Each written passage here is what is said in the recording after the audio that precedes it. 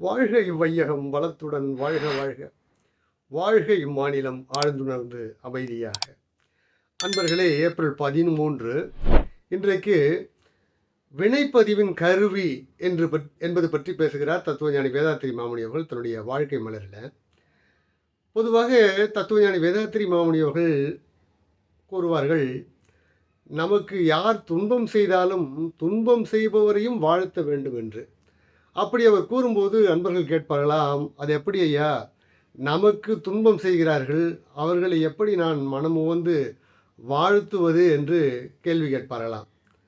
அருட்தந்தை அவர்கள் சொல்வார்கள், இன்னல் புரிவோர் எதிரிகளாக நினைப்போர் எவரேனும் இருந்தால் அவர்களும் மனம் திருந்தி நல்வாழ்வு வாழ கருணையோடு வாழ்த்துவோம் என்று அருமையாக தவத்தின் நிறைவிலே வாழ்த்து ஒன்று சொல்லியிருப்பார்.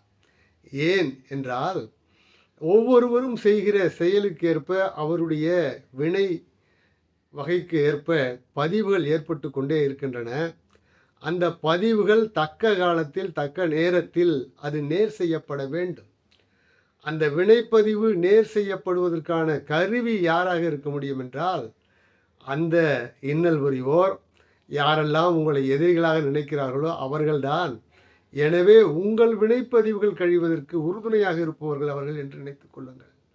அந்த அளவிலே அந்த நேரத்திலே உங்களுடைய என்றோ எப்போதோ யாரோ நம்முடைய மூதாதையர்கள் செய்த பதிவுகள் கூட நமக்கு கருவின் மூலமாக வித்தின் மூலமாக வந்து சேருவதை விஞ்ஞானம் இன்றைக்கு ஏற்றுக்கொண்டிருக்கிறது, அது டிஎன்ஏ பதிவாக.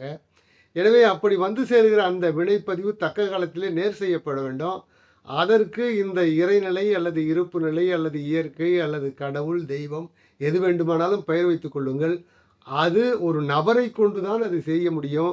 அந்த ஒரு நபர் உங்களுக்கு எதிரியாக இப்போது தெரிகிறார், ஆனால் அவர் உங்களுக்கு நன்மை செய்யவே வந்திருக்கிறார், உங்களுடைய வினைப்பதிவை கழிக்கவே வந்திருக்கிறார், சரி செய்யவே வந்திருக்கிறார் என்பதனாலே அவர்களை வாழ்த்துங்கள் வாழ்த்துங்கள் என்று அற்புதமாக அருள்தந்தை அவர்கள் இன்றைய சிந்தனையிலே தருகிறார் என்பதை சொல்லி நிறைவு செய்கிறேன். வாழ்க வளமுடன், மகிழ்ச்சி.